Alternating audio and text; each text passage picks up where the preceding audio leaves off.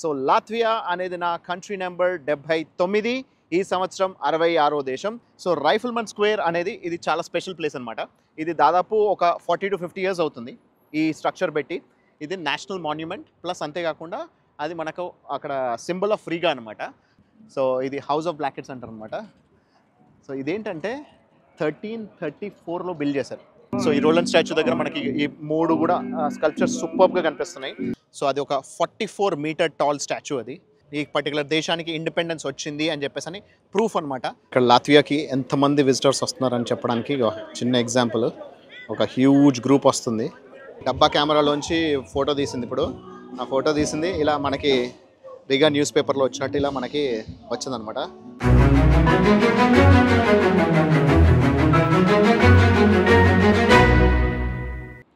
Hi friends, నేను మీ RK. మన ప్రపంచానికి స్వాగతం and welcome to Latvia. So Latvia అనేది నా కంట్రీ నెంబర్ 79. ఈ సంవత్సరం 66వ దేశం. అండ్ ఈరోజు మనము లాత్వియా క్యాపిటల్ అయిన రీగాలో ఉన్నాము. రీగా సెంటర్లో ఉన్నాము. సో రీగా సెంటర్లో రైఫిల్మన్ స్క్వేర్. సో రైఫిల్మన్ స్క్వేర్ దగ్గర ఆ మాన్యుమెంట్ దగ్గర నిల్చొని మనం మాట్లాడుతున్నాము. సో రైఫిల్మన్ స్క్వేర్ అనేది ఇది చాలా స్పెషల్ ప్లేస్ అనమాట. ఇది దాదాపు ఒక 40 to 50 ఇయర్స్ అవుతుంది ఈ స్ట్రక్చర్ పెట్టి. ఇదేంటి అని అంటే వీళ్ళు World War Iలో రష్యన్ ఆర్మీకి సపోర్ట్ చేసేవాళ్ళు. రష్యన్ ఆర్మీలో లాత్వియన్ ఆర్మీ వాళ్ళు ఉండేవాళ్ళు. ఈ రైఫిల్మెన్ వాళ్ళు మిలిటరీ వాళ్ళు రష్యన్ ఆర్మీకి సపోర్ట్ చేస్తూ జర్మన్ ఆర్మీకి వీళ్ళు ఆపోజిట్గా వీళ్ళు పనిచేశారనమాట. సో వీళ్ళకి యాక్చువల్గా లాత్వియా హిస్టరీ చూసుకుంటే లాత్వియాకి కూడా మనకి ఇంతకుముందు మనం వెళ్ళిన ఎస్టోనియా అయితే ఎలాగైతే వీళ్ళకి ఇండిపెండెన్స్ 1918లో వచ్చిందో వీళ్ళకి కూడా 1917, 1918 టైంలోనే వీళ్ళకి కూడా ఇండిపెండెన్స్ వచ్చింది లాత్వియాకి కూడా. సో పక్క దేశమే, జస్ట్ మనం 4 గంటల్లో వచ్చేసాము ఆ క్యాపిటల్ నుంచి ఈ క్యాపిటల్కి. బస్లోనే వచ్చేయగలిగాము, మనకి ట్రైన్ సర్వీసెస్ కూడా ఏం లేవు. అయితే ఈ పక్క దేశమే వీళ్ళకి కూడా 1918లో వచ్చింది. 1918 నుంచి 1920 వరకు ఒక 2 సంవత్సరాల పాటు కొంచెం టఫ్ పీరియడ్ ఉండింది వీళ్ళకి. అంటే పొలిటికల్గా వీళ్ళు అడ్జస్ట్మెంట్కి వాటన్నిటికీ 1920లో ఫైనలీ వీళ్ళకి జర్మనీకి ఫైనలీ ఇండిపెండెన్స్ అయితే వచ్చేసింది లాత్వియాకి. అయితే World War I టైంలో వీళ్ళు జర్మనీతో వీళ్ళు రష్యాతో పాటుగా రష్యన్ ఆర్మీలో వీళ్ళు పార్టిసిపేట్ చేస్తూ జర్మన్ ఆర్మీస్కి వీళ్ళు ఆపోజిట్గా వీళ్ళు పనిచేశారు. అన్ఫార్చునేట్లీ జర్మనీ వాళ్ళ చేతిలో లాత్వియా వాళ్ళు ఈ రష్యన్ ఆర్మీ ఓడిపోయిన తర్వాత వీళ్ళందరూ కూడా వీళ్ళు ఏం చేశారంటే, సరే ఇక్కడ మనము జర్మనీ కంట్రోల్లోకి వచ్చింది కాబట్టి లాత్వియా, సో వీళ్ళందరికీ ఎవరెవరైతే మిలిటరీలో ఉన్నారో వాళ్ళందరికీ భయం పట్టుకుందనమాట. ఎందుకంటే వీళ్ళు చాలా ఫియర్స్ఫుల్గా వీళ్ళు వార్ చేశారనమాట. సో అంత యుద్ధం చేశారు కాబట్టి వీళ్ళని ఎక్కడ చంపేస్తారన్న ఉద్దేశంతో వీళ్ళందరూ చాలామంది రష్యాకి పారిపోయారు. కానీ అలా పారిపోయిన తర్వాత కూడా రష్యన్ ఆర్మీ వాళ్ళు అక్కడ రష్యాలో వీళ్ళందరినీ ఒక లో క్లాస్ గ్రేడ్ లాగా పీపుల్ లాగా చూస్తూ వాళ్ళని అక్కడ చాలా చిత్రహింసలు పెట్టేవాళ్ళు వీళ్ళని, లాత్వియా నుంచి వచ్చిన వాళ్ళని. సో వాళ్ళకి అక్కడ ఫస్ట్ గ్రేడ్ సిటిజన్స్గా వాళ్ళని చూసేవాళ్ళు కాదు. ఆ తర్వాత వీళ్ళు మళ్ళీ రిటర్న్ వచ్చేయడం జరిగింది.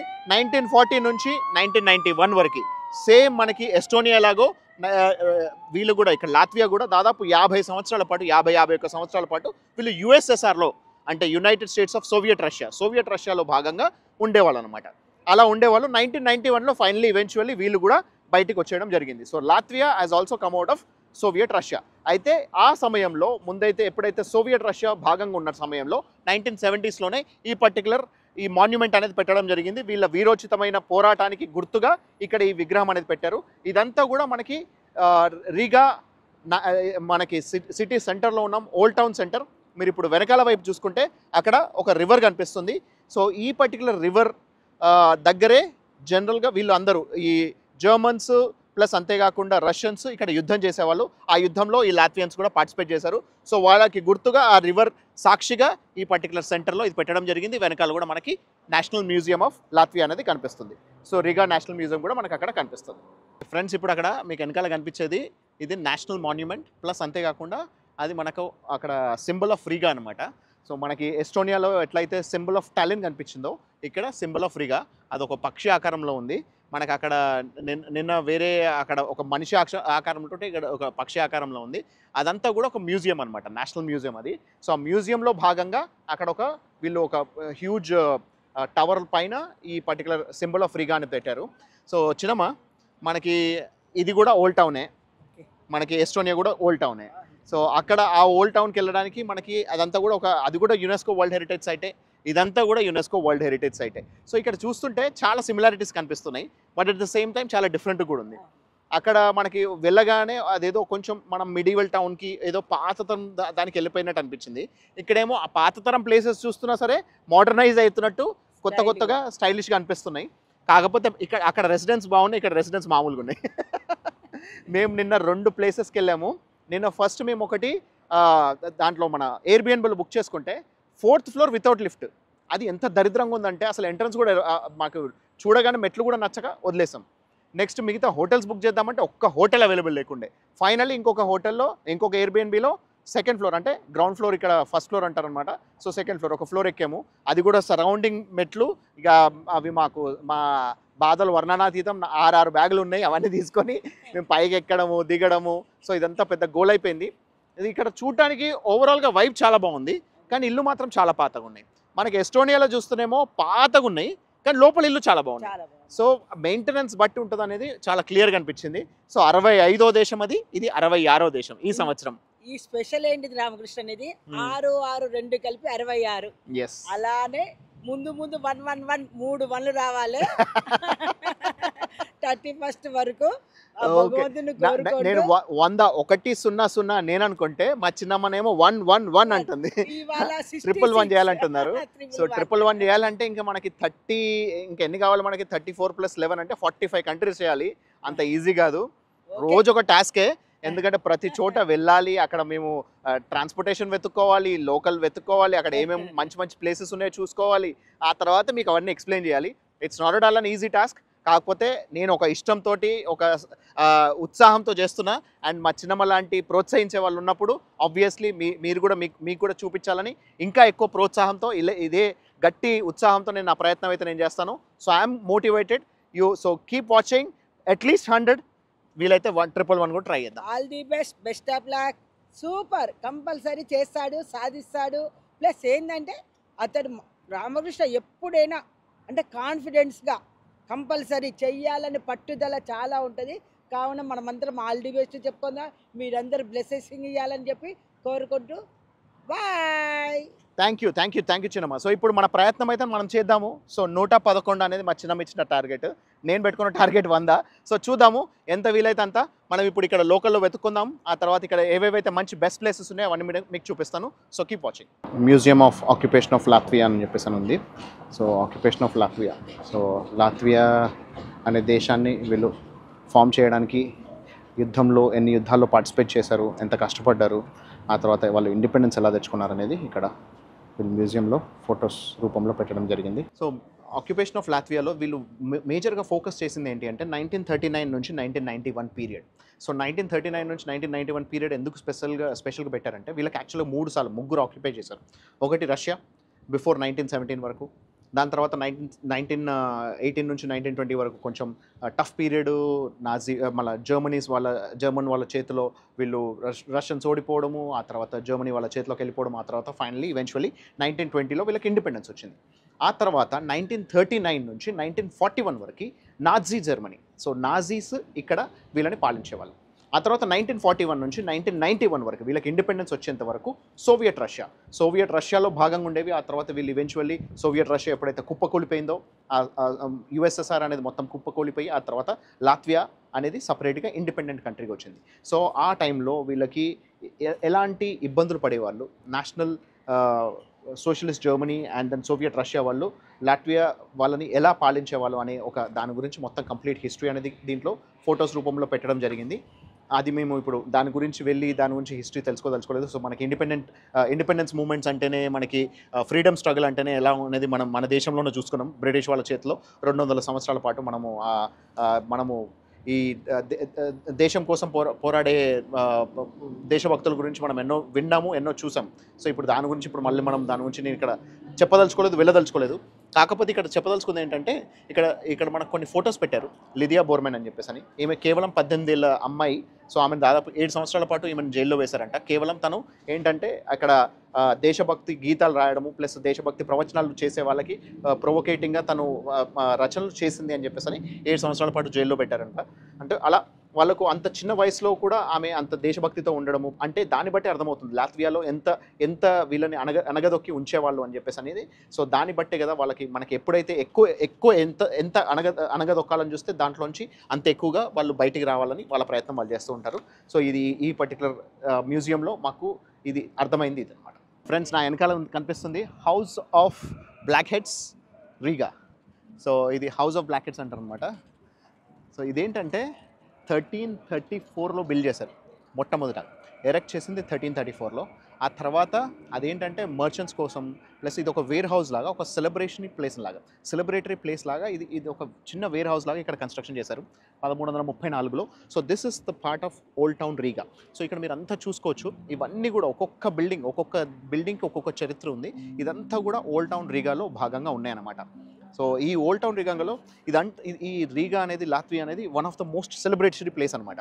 సో 1334లో బిల్డ్ చేసిన తర్వాత 14th సెంచరీలో బిల్డ్ చేస్తే 15th సెంచరీలో 16th సెంచరీలో 17th సెంచరీలో సో ఇక్కడికి merchants plus ship owners foreigners ఇక్కడికి వచ్చి సెలబ్రేట్ చేసుకునేవాళ్ళు. సో ఆ సెలబ్రేషన్స్ అప్పుడు ఆ సెంచరీలో ఏందో కానీ మాకు ఇప్పటిదాకా కూడా నడుస్తూనే ఉన్నాయి.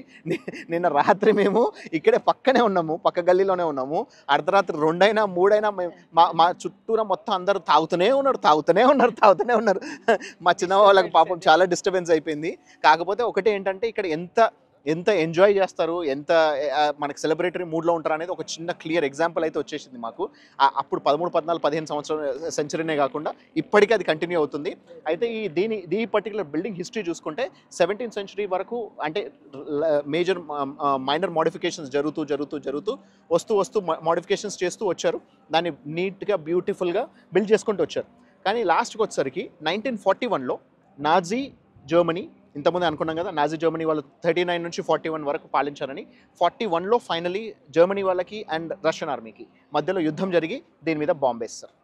ఇది బాంబు వేసేసి మొత్తం ఇది పేలిపోయింది. సో ఇది పేలిపోయి మొత్తం అంతా కూలిపోతే మళ్ళీ 1996లో దాన్ని రీబిల్డ్ చేయడం స్టార్ట్ చేశారు.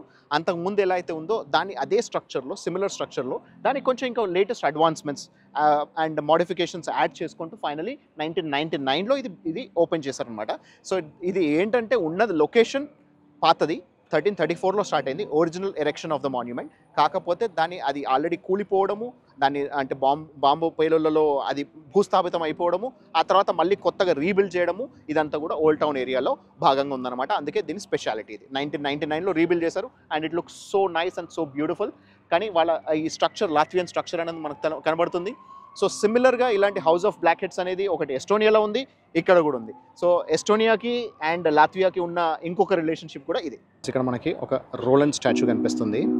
ఈ రోలన్ స్టాచ్యూ అనేది ఇది జర్మనీలో మనకి ఎక్కువగా కనిపిస్తుంటాయి, ప్లస్ ఈ బాల్టిక్స్ ఏరియాలో కూడా కనిపిస్తుంటాయి. This shows that this particular city is the medieval town అని చెప్పేసి అంటే అరౌండ్ 13th, 14th, 15th సెంచరీలో ఈ పర్టికులర్ రోలన్ స్టాచ్యూస్ అనేది చాలా కామన్గా ఉండేవి. సో ఇట్స్ ఏ మైథలాజికల్ రోలెండ్ అనే పర్సన్, సో మైథలాజికల్ క్యారెక్టర్ అనమాట. సో ఒక యుద్ధ వీరుడు ఆ దేశం కోసం పోరాటం చేస్తున్నాడు అనే ఒక ఉద్దేశం కలిగేలాగా, సో అలాంటి మీనింగ్ వచ్చేలాగా ఉండే దానికి రోలన్ స్టాచ్యూస్ అనేది ఇక్కడ మనకి లాత్వియాలో కనిపిస్తుంది. That shows this is one of the oldest towns and రీగాలో దీని స్పెషాలిటీ ఇది. ఇక్కడ మనకు ఒక సింగర్ కూడా పాట పాడుతున్నాడు, చాలా బాగా పాడుతున్నాడు అప్పటి నుంచి లైట్ మ్యూజిక్ పెట్టుకొని. సో మామూలుగా మనము అమెరికాలో ప్లస్ లండన్లో చూస్తూ ఉంటాము, ఆడుకునే వాళ్ళు వాళ్ళ టాలెంట్ చూపించి ఆడుకుంటుంటారు. సో ఈయన కూడా ఇక్కడ ఒక టాలెంట్ చూపిస్తున్నాడు. ఇక్కడ కూడా మనం ఎంతో అంత ఆయనకి హెల్ప్ చేసి we will also support him. So ఈ రోలన్ స్టాచ్యూ దగ్గర మనకి ఈ 3 కూడా స్కల్ప్చర్స్ సూపర్గా కనిపిస్తున్నాయి. అంతేకాకుండా ఇక్కడ లాత్వియాలో కూడా మనకి ఫ్రీ డ్రింకింగ్ వాటర్ అండ్ మనకి మంచి పరిశుద్ధమైన నీళ్లు అవైలబుల్ ఉంటాయని చెప్పేసి చెప్పడానికి ఒక చిన్న ఎగ్జాంపుల్ లాగా ఇక్కడ మనకి స్టాచ్యూ కింద ఇక్కడ ఒక చిన్న బటన్ లాగా ఇచ్చారు. ఇది ఇక్కడ ప్రెస్ చేస్తే మనకి వాటర్ వస్తున్నాయి అనమాట. So you can drink this fresh water అనేది. సో మనకి ఇక్కడ ఇది ఒక సెన్సర్ లాగా పెట్టారు, ఇక్కడ నొక్కితే వాటర్ వస్తాయి, తీసేస్తే కాసేపటికి ఆగిపోతాయి అనమాట. సో మనకి ఇక్కడ లాత్వియాలో ఎంత ఫ్రెష్ వాటర్ అవైలబుల్ ఉంది, ప్లస్ ఎంత ప్యూర్గా ఉంటుంది, ప్లస్ అంతేకాకుండా ఇక్కడ ఫ్రీ అవైలబుల్ డ్రింకింగ్ వాటర్ ఉందని చెప్పడం కోసం ఇలాంటి మల్టిపుల్ ప్లేసెస్లో ఉన్నాయన్నమాట ఇలాంటి free drinking water places. So this is one of the important spot in the old Riga area మనకి ఇక్కడ మంచి నీట్గా కనిపిస్తుంది. ఇప్పుడే ఒక సోవెనీర్ షాప్కి వెళ్ళి ఇక్కడ మన లోకల్ రీగా లాత్వియాకి సంబంధించిన టీషర్ట్ తీసుకున్నాను. సో ఇది కూడా ఓల్డ్ టౌన్ సంబంధించిన ఫోటోనే ఉంది. Looks so nice. అండ్ ఇది మిడివల్ టౌన్ తెలిసిందే కదా. So it's beautiful. అండ్ అంతేకాకుండా ఇక్కడ ఒక 2 ఫ్రిడ్జ్ మ్యాగ్నెట్స్ కూడా తీసుకున్నాను. ఈ ఫ్రిడ్జ్ మ్యాగ్నెట్ ఏమో పిల్ల ఆకారంలో ఉంది చూడండి. సో ఇక్కడ చాలా చోట్ల చాలా వాటికి పిల్ల ఆకారంలో, బ్లాక్ క్యాట్ ఆకారంలో కొన్ని ఇక్కడ స్పెషాలిటీస్ ఉన్నాయన్నమాట. ఎందుకు అనంటే ఇక్కడ క్యాట్ హౌస్ అని ఒకటి ఉందంట. అది దానిపైన చివర్లో నల్ల పిల్లి బొమ్మ ఉంటుందన్నమాట. అదేంటనే స్పెషాలిటీ, అది ఒకసారి వెళ్ళి మనం చూసుకుందాం. అంతేకాకుండా ఇవి బాల్టిక్ సీకి సంబంధించినవి అనమాట. సో 3 కంట్రీస్ ఇక్కడ కనబడుతున్నాయి చూడండి, Estonia, Latvia and Lithuania. So ఈ 3 కూడా బాల్టిక్ సీతో కనెక్ట్ అయి ఉన్నాయి. సో వీటిని బాల్టిక్ కంట్రీస్ అంటారు. ఇది కాకుండా కింద పోలాండ్లో కూడా బాల్టిక్ సీ ఉంది, పైన మనకి స్వీడన్లో కూడా బాల్టిక్ సీ వస్తుంది. కానీ ఇవి మోర్ ఆఫ్ బాల్టిక్ కంట్రీస్ అంటారు అనమాట. సో వీటికి ఎక్కువగా బాల్టిక్ సీ అనేది టచ్ అవుతుంది. వీటిని బాల్టిక్ కంట్రీస్ అంటారు. ఈ 3 కలిపి ఒక మ్యాగ్నెట్ ఉంది, అందుకే దాని రిప్రజెంటేషన్గా తీసుకున్నాను. లాత్వియాలోని మిడివల్ టౌన్లో మనం తిరుగుతున్నాము.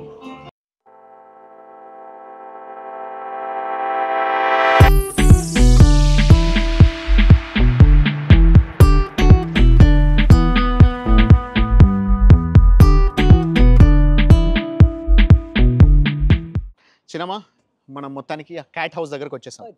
సో ఇది very famous cat house in Riga. So దీనికి 2 రకాల స్టోరీలు ఉన్నాయి. అంటే మామూలుగా ఇది 19th సెంచరీలో, దాదాపు ఒక 100-120 సంవత్సరాల క్రితం కట్టబడిన బిల్డింగ్ ఇది.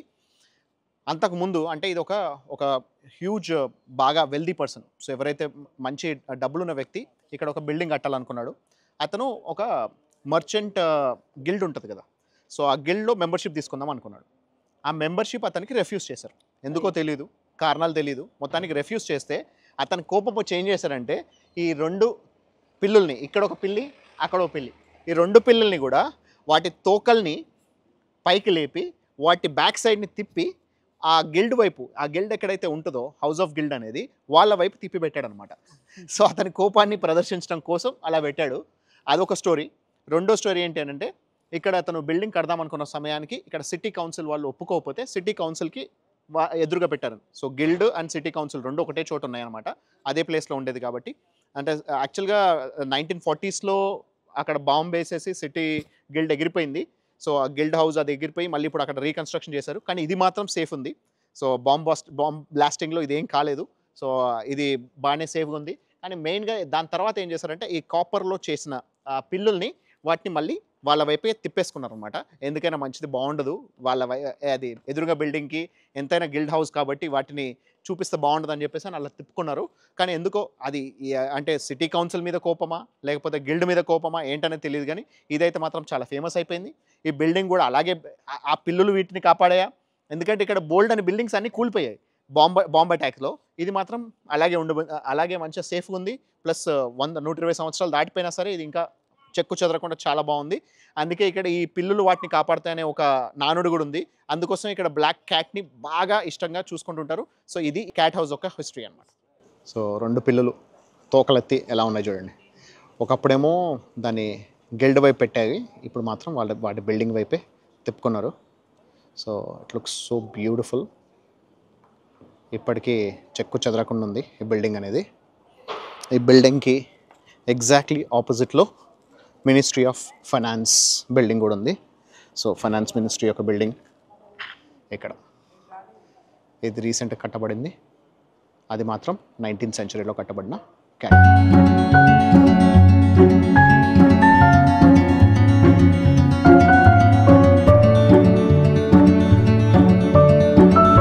మాన్యుమెంట్ ఆఫ్ ఫ్రీడమ్ దగ్గరకు వచ్చాము.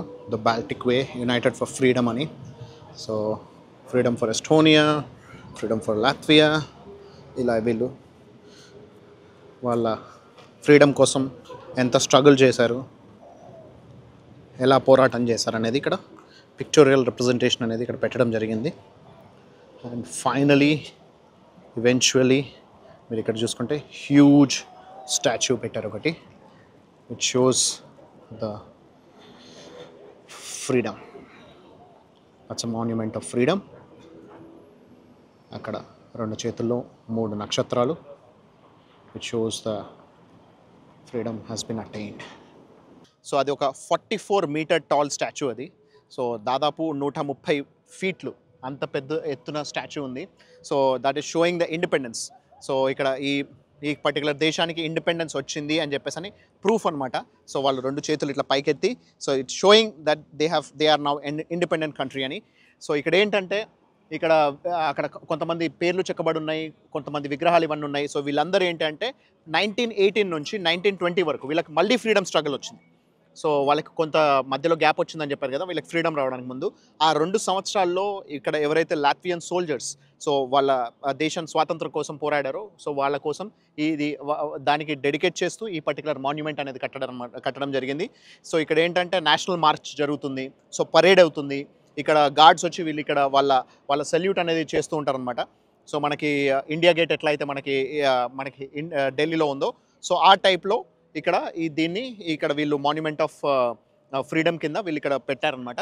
సో ఇది వీళ్ళ దేశ సగౌరవానికి, వీళ్ళ దేశ స్వాతంత్రానికి గుర్తుగా ఈ పర్టికులర్ విగ్రహం అనేది ఇక్కడ కట్టడం జరిగింది. So salute to them. ఇక్కడ లాత్వియాకి ఎంతమంది విజిటర్స్ వస్తున్నారని చెప్పడానికి చిన్న ఎగ్జాంపుల్, ఒక హ్యూజ్ గ్రూప్ వస్తుంది, గ్రూప్ ఆఫ్ పీపుల్ అందరూ. సో వీళ్ళు గుంపులుగా ఇక్కడ వస్తూ ఉన్నారు. ప్లస్ అంతేకాకుండా మనకి ఇక్కడ ఈ ఫ్రీడమ్ మాన్యుమెంట్ అనేది ఫ్యాబులస్గా చాలా బాగుంది. మనకి ఒక ఫోటో తీస్తుందన్నమాట. సో ఆ ఫోటో తీసింది ఇక్కడ సోవెనీర్లో పెట్టేసిస్తారంట. సో ఒక న్యూస్ పేపర్లో ఉన్నట్టు మనకి ఆ ఫోటోని అటాచ్ చేసిస్తారంట సోవెనీర్ లాగా. So it's a different experience. So పాత తరం ఫోటో కెమెరా ఒకటి పట్టుకొని ఆమె తీస్తుంది. సో ఇప్పుడు మమ్మల్ని ఫొటోస్ తీసి మమ్మల్ని ఇంక్లూడ్ చేస్తుందంట దాంట్లో. అది ఎలా ఉంటుందనేది మనం ఇప్పుడు ఫోటో తీసుకొని ఇంక్లూడ్ చేద్దాం. డబ్బా కెమెరాలోంచి ఫోటో తీసింది. ఇప్పుడు ఆ ఫోటో తీసింది ఇలా మనకి రీగా న్యూస్ పేపర్లో వచ్చినట్టు ఇలా మనకి వచ్చిందనమాట. Long awaited guest arrived in Riga. Wow, it looks so nice. మా గురించి వీళ్ళు ఎప్పటి నుంచో వెయిట్ చేస్తున్నారంట. సో అలా చెప్తూ ఒక న్యూస్ పేపర్లో ప్రింట్ వచ్చేలా తీశారు. సూపర్. సో ఇప్పుడు మన టిపికల్ పోజ్ తోటి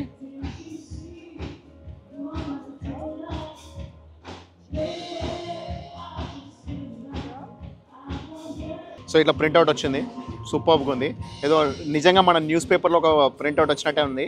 సో ఆ పేపర్ కూడా వాళ్ళు యూస్ చేస్తున్న పేపర్ కూడా చాలా బాగుంది. ఒక న్యూస్ పేపర్ లాగా అనిపించేలా ఉంది. చాలా బాగుంది. So it's a memory for అస్.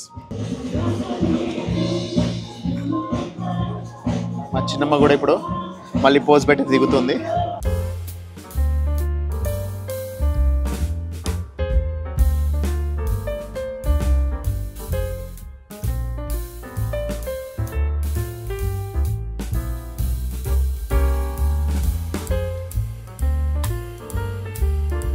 నిన్న చూసుకున్న టాలిన్ ఓల్డ్ టౌన్ లాగే ఇక్కడ రిగా ఓల్డ్ టౌన్ కూడా బ్యూటిఫుల్ బిల్డింగ్స్ ఉన్నాయి. And these are one of the most authentic and medieval buildings. So వీటన్నిటికి కూడా కనీసం 600 to 700 ఇయర్స్ చరిత్ర కలిగిన బిల్డింగ్స్ అనమాట.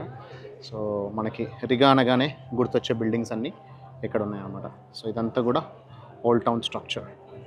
చిన్నపిల్లలకి మేజ్ లాగా ఏర్పాటు చేశారు. వాళ్ళ పిల్లలు ఆడుకోవచ్చు అనమాట. భలే ఉంది ఇది. ఫ్రెండ్స్, మీరు చూస్తుంది Riga cathedral, one of the oldest churches of Riga and Latvia అనుకోవచ్చు. This was built in year 1211, dedicated to mother Mary. So ఎంత బ్యూటిఫుల్గా ఉంది చూడండి. ఆ గోడలు అవన్నీ, ఆ ఇన్ఫ్రాస్ట్రక్చర్ చూస్తుంటే అల్టిమేట్ అనిపిస్తుంది. సో ఇదంతా కూడా కన్స్ట్రక్షన్ చేసి 800 సంవత్సరాలు దాటింది. సో దీన్ని బట్టి మనకు క్లియర్గా అర్థమవుతుంది ఇట్స్ ఎ మిడివల్ టౌన్ అని చెప్పేసి అని. 700-800 ఇయర్స్ బ్యాక్ కన్స్ట్రక్ట్ చేయబడిన oldest cathedral in Riga. And this is also one of the UNESCO world heritage site. Riga cathedralని మనకి ఈ యాంగిల్ని చూస్తుంటే ఇంకెంత బాగా అనిపిస్తుంది చూడండి. మొత్తం కంప్లీట్ స్ట్రక్చర్ ఆఫ్ cathedral మీకు చూపిస్తున్నాను. సో ఇది మదర్ మేరీకి డెడికేట్ చేస్తూ కట్టింది. ఇయర్ 1211లో కట్టారంట. అంటే 813 సంవత్సరాలు అవుతుంది కట్టి. ఎంత బ్యూటిఫుల్గా ఉంది చూడండి. అసలు డీటెయిలింగ్ కానీ స్ట్రక్చర్ కానీ అమేజింగ్ ఉంది చూడండి. ఆ క్లాక్స్ కూడా వర్క్ అవుతున్నాయి, ఇంకా యాక్టివ్గా ఉంది ఇది. Amazing structure. మళ్ళీ మొత్తం ఇక్కడ ఓల్డ్ టౌన్ అంతా తిరిగేసి మార్కెట్ స్క్వేర్ ఎక్కడైతే మొదలయ్యామో అక్కడికి వచ్చేసాము. సో ఎలా ఉంది? బ్యూటిఫుల్గా ఉంది కదా. సో ఎస్టోనియానే ఓల్డ్ టౌన్ చాలా బాగుందంటే, ఎస్టోనియా ఓల్డ్ టౌన్ ఏంటంటే అప్పర్ టౌన్, లోవర్ టౌన్ 2 విభాగాలుగా. అక్కడ మనకి అక్కడ కమర్షియల్ కంటే ఎక్కువ మోర్ అది అంత ముందు శాంక్టిటీ కాపాడుతుంది. ఇక్కడంతా ఇదంతా కూడా ఒకటే లెవెల్లో ఉంది ఓల్డ్ టౌన్. సో ఇక్కడ మెయిన్ ఇదేంటంటే మర్చెంట్స్, సో వర్తకులు. సో ఇక్కడ పక్కనే మనకి నది ఉంది. సో సముద్రంలోంచి నది దగ్గరకు వచ్చి ఇక్కడ నుంచి వాళ్ళు ఇక్కడ వ్యాపారాలు చేసుకునే వాళ్ళు. సో అందుకే ఇక్కడ అంతా కూడా డెవలప్ అయింది. మనకి ఇవన్నీ కూడా చూసుకుంటే ఇంతకుముందే ఒకటి 800 సంవత్సరాల క్రితం చర్చ్ కూడా చూసుకున్నాము. సో ఇవన్నీ కూడా ఈ ఏరియాలో ఉన్నాయన్నమాట. సో ఈ మార్కెట్ స్క్వేర్ యొక్క స్పెషాలిటీ ఏంటి అని అంటే, మామూలుగా మనకి ఎస్టోనియాలో మనకి 1411లోనే వాళ్ళు ఒక 1441లోనే ఒక క్రిస్మస్ ట్రీ అనేది వాళ్ళు పబ్లిక్ డిస్ప్లేలో పెట్టారు. అయితే అది వాళ్ళు చెప్పుకునేది. కానీ హిస్టోరియన్స్లో అంటే మనకి చరిత్ర పుటల్లో రాసింది ఏంటి అని అంటే 1510లో ఇక్కడ ఈ పర్టికులర్ స్పాట్లోనే వాళ్ళు మొట్టమొదటి క్రిస్మస్ ట్రీ అనేది ఇక్కడ బిల్డ్ చేశారు. అది కూడా ఎలా? ప్లాస్టిక్ రోజా పువ్వులతోని. సో ఆర్టిఫిషియల్ రోజా పువ్వులు తీసుకొని వచ్చి ఒక ట్రీ లాగా బిల్డ్ చేసి ఇక్కడ వర్తకులు అందరూ కలిసి దాన్ని అక్కడ దాని చుట్టూరా తిరుగుతూ పాటలు పాడుతూ డాన్సులు చేస్తూ ఎంజాయ్ చేస్తూ మొట్టమొదటిసారి అంటే 514 సంవత్సరాలు 14 సంవత్సరాల క్రితమే ఇక్కడ ఫస్ట్ క్రిస్మస్ ట్రీ అనేది స్టార్ట్ అయింది. అమెరికాకి జర్మన్స్ తీసుకెళ్లారు 1800 సంవత్సరాలు. కానీ అంతకంటే ముందు ఇక్కడ అలా ప్రతి సంవత్సరం వాళ్ళకి ఒక ఆనవాయితీగా వచ్చేది. సో అక్కడ మేరీ మాత గుర్తుగా, సో రోజెస్ అని అంటే మేరీ మాత గుర్తుగా అవి ఆర్టిఫిషియల్ ఫ్లవర్స్ తీసుకొచ్చి మొత్తం సెలబ్రేషన్స్ అయిపోయిన తర్వాత దాన్ని కాల్ చేసేవాళ్ళు అనమాట. సో అలా వీళ్ళ మొట్టమొదటి పబ్లిక్ సెలబ్రేషన్స్ అనేది క్రిస్మస్ సెలబ్రేషన్స్ అనేది ఈ మార్కెట్ స్క్వేర్లో ఇక్కడే జరిగేది అనమాట. సో అది ఇక్కడ ఈ ఏరియా యొక్క స్పెషాలిటీ. ఆ తర్వాత అలా ఇంకా మనకు తెలిసిందే కదా, ప్రపంచం మొత్తం కూడా క్రిస్మస్ ట్రీ సెలబ్రేషన్స్ అనేది జరుగుతున్నాయి. సో ఇది ఈ మార్కెట్ స్క్వేర్ యొక్క చరిత్ర. సో ఇదంతా మీరు చూసి నచ్చారని కోరుకుంటున్నాను. సో మీకు ఇంకేమన్నా సజెషన్స్ ఉన్నా లేకపోతే ఇంప్రూవ్మెంట్ ఏరియాస్ ఉన్నా కూడా చెప్పండి. అండ్ మీకు ఏమనిపిస్తుంది అనేది కమెంట్స్లో తెలియజేయండి. This is RK signing off. Take care. Bye.